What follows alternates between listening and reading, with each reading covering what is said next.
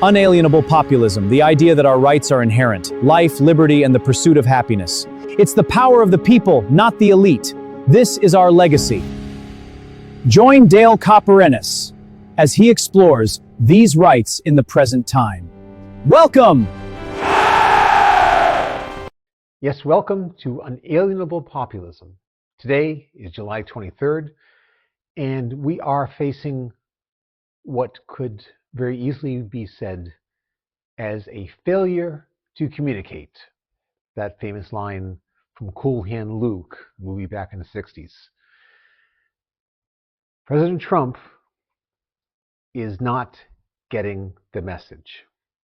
And it pains me to say that.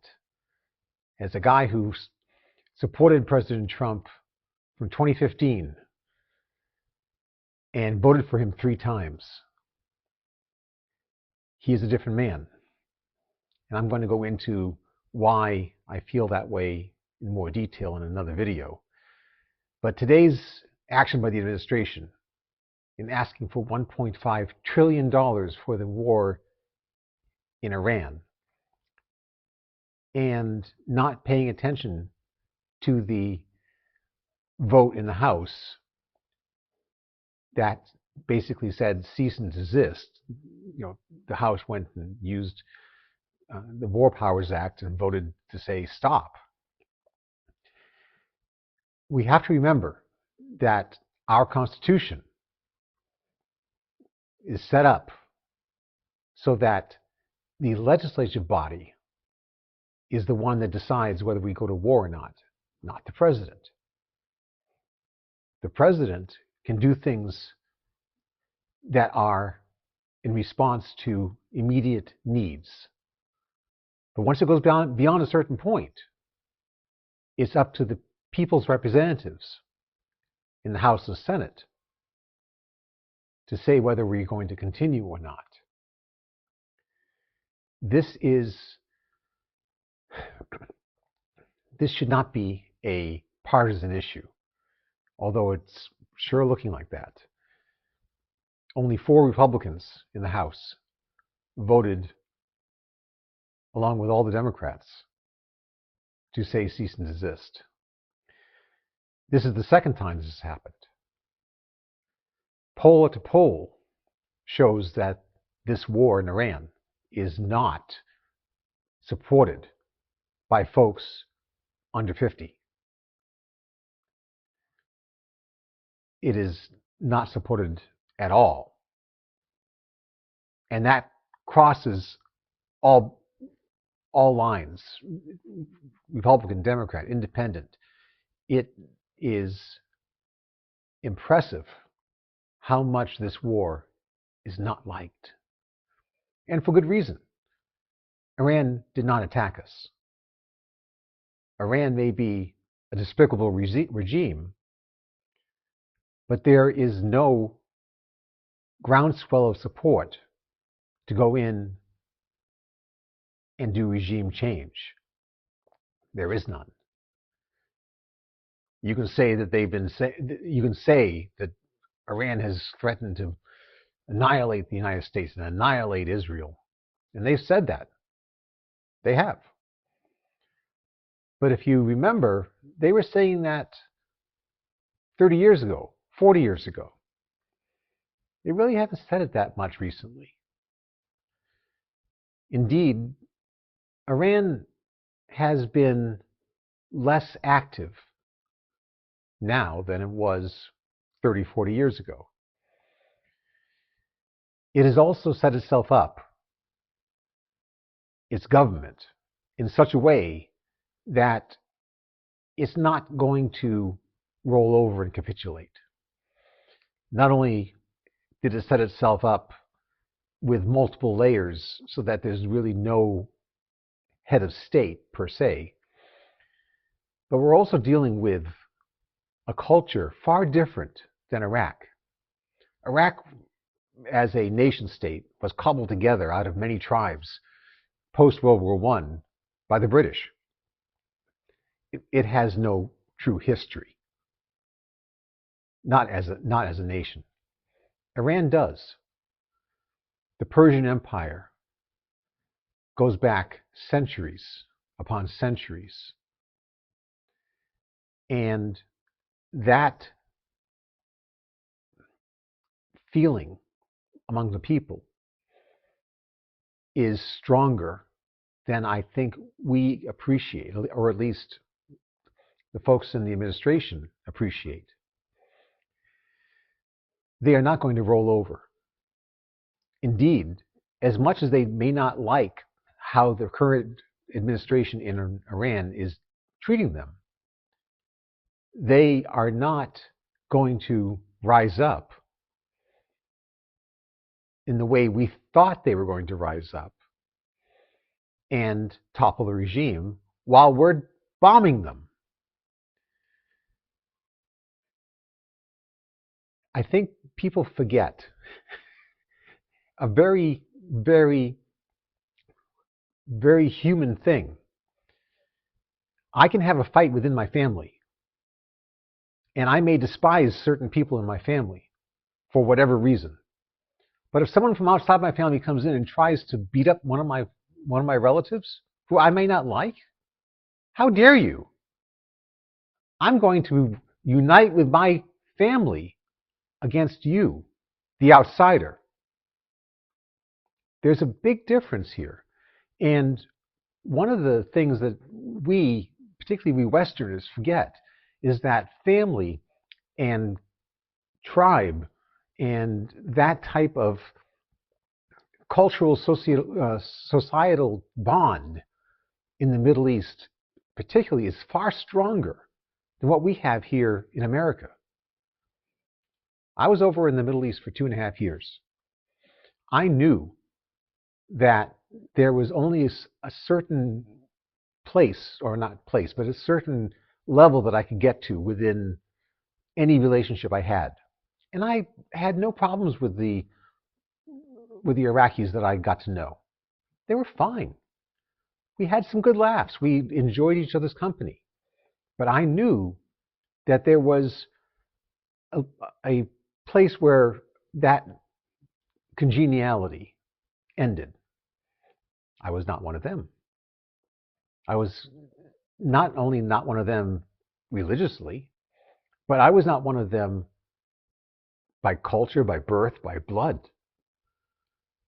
And they would cut off my head in a heartbeat if I passed a certain line. Whether that was cut off my head literally or figuratively, doesn't matter.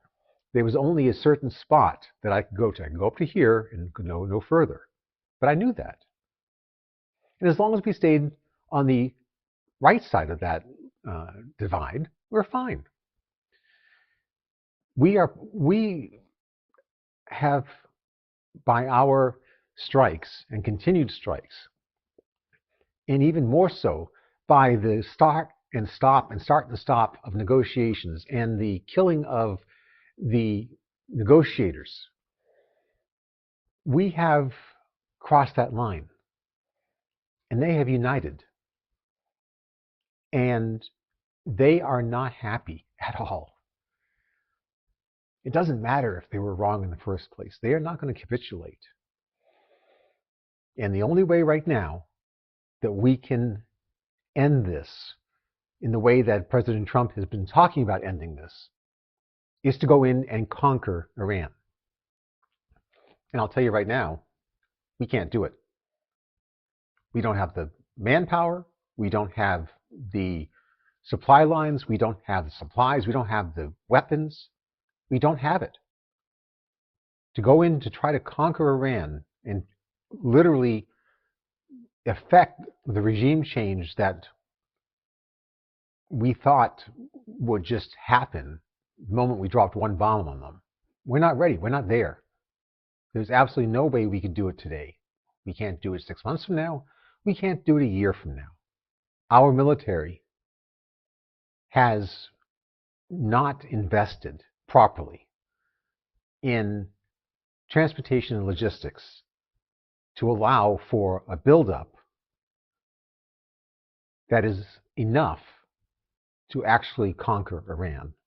And I'm not even talking about raising enough men to be able to go over there and do that. Just the infrastructure And I'm speaking as a 38-year veteran of the military, Army, transportation, logistics. I do know a little bit of what I'm talking about.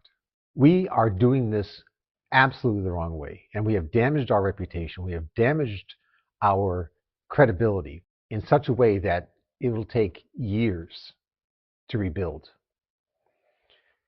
Another thing we forget here in the West, particularly in America, is that the folks in the Middle East particularly have long memories. Long memories. When I was in college, Norwich University in the early 80s, we had an Iranian professor. This professor was talking to a group of students. I was in that group, just a small group. And the subject, I forget what it was, but it was about something about history. And the Iranian professor looked at us and said, "You Americans, you do not understand. We have grudges that go back thousands of years. That's well beyond the rise of Islam." He wasn't talking about religious differences. He was talking about grudges within Iran that go back thousands of years. What we've done now will not be soon forgotten. Will not be forgotten for a long time. That was a major misstep by this administration. We had many opportunities to resolve this even before the first bombs were dropped, but we did not take those. They involved Russia, which our deep state, our intelligence operations, so many, just have made into worse than what the USSR used to be.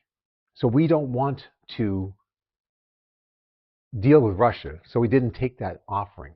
What Russia was going to do is they were willing to take the uranium that Iran had and hold it and get it out of Iran's hand. Why is that important? Well, Russia doesn't want Iran to have a nuke.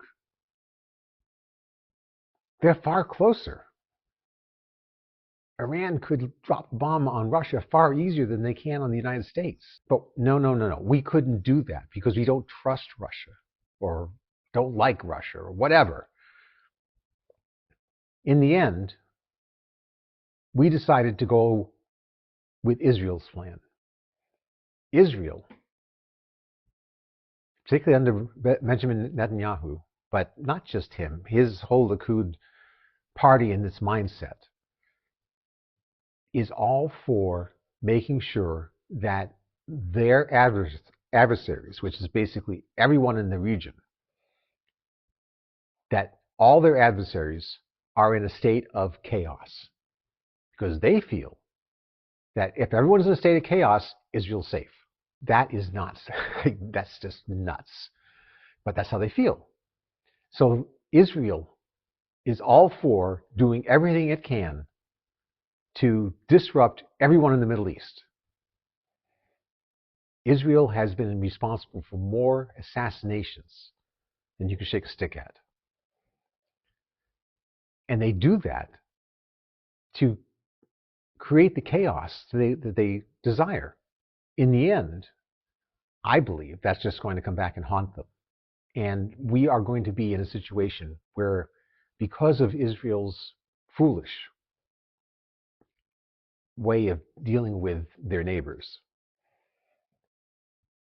we are going to be drawn into an even deeper Middle East conflict. And putting aside the issues of Islam versus Christianity and all that, which is real, but we have to understand that that has not been spoken about well enough so that the majority of people in the United States understand it. It is something which most people in the United States have almost no clue about because it's over there. It's not here. They haven't done anything to us here. And I know some people, some of my friends are like, but don't you understand? Don't you understand how bad this is, how bad it could be for everything? And it very well could be. But you haven't made the case. You haven't made the case. The people here in the United States, particularly those under 50, are totally against this action. They see this action as taking money and focus away from the problems we have in America. And we have a lot of problems in America.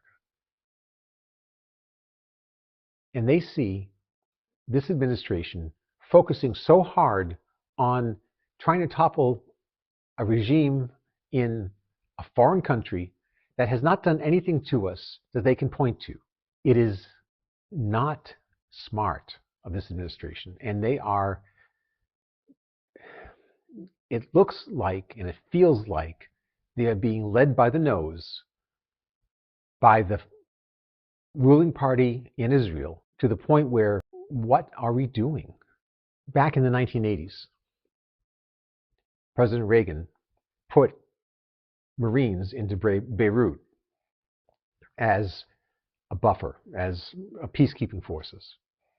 We got in the middle of a conflict between Israel and Lebanon and Hezbollah. I don't think even Hezbollah was around at that point, or they were just beginning. But regardless, we were there. And then in I think it was 1982, the Marine Corps barracks was bombed, and we lost over 200 servicemen. Rather than doubling down and trying to go after everyone, Reagan realized that he was in an untenable position, and he got out. It was the right move to do. We, today, are in an untenable position. We can't send our carriers close enough to provide air support because Iranian drones are too dangerous. We don't have effective countermeasures for them. Now, we may at some point, but we don't have it now. We don't have confidence that we can support any type of military operation. And even if we went in with a crack special forces operation that captured an island or captured a certain spot, we could not support it long term. We have painted ourselves into a corner. And the only wise thing to do now is to get out. We need to get out because militarily we can't do what we want to do. And politically, we can't do what we want to do because the people are not behind this. And I have even mentioned the economic problems. Shutting down the Strait of Hormuz, keeping all the oil and helium and other things that go through the straits, keeping that bottled up is affecting the worldwide economy. And while we may not see it today, the ripple effect is going to be bad. How bad? I don't know. But it's going to be bad. We are going to see prices spike in many different things. Not just gasoline at the pump, but food.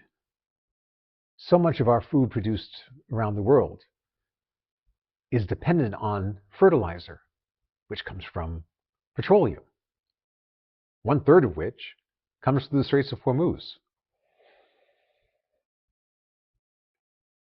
While we may not have an issue today with food, 6 months from now we will.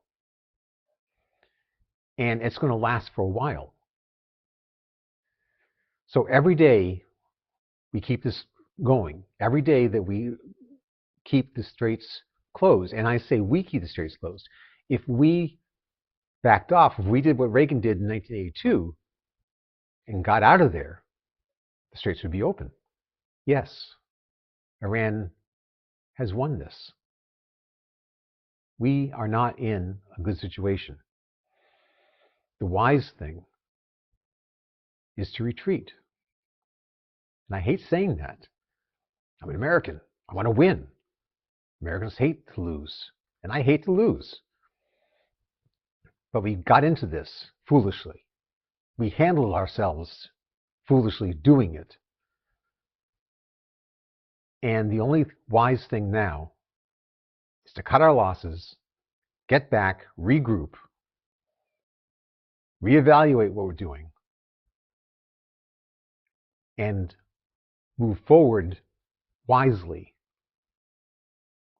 understanding our adversary better, because right now we've shown that we do not understand them at all.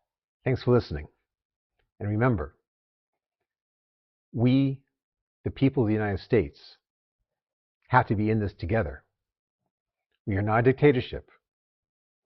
We can't have one person or one group going off and doing these types of things and committing us to a course of action which is not supported by the people. Remember what the Declaration of Independence says, that the people consent to the government in order for the government to have legitimacy. We're going to find out in November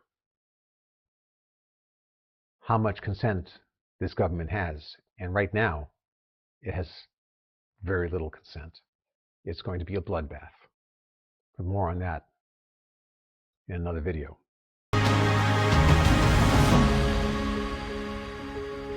Thank you for joining me on Unalienable Populism. Please like, subscribe, and share far and wide so we can make sure the voice of the people is heard.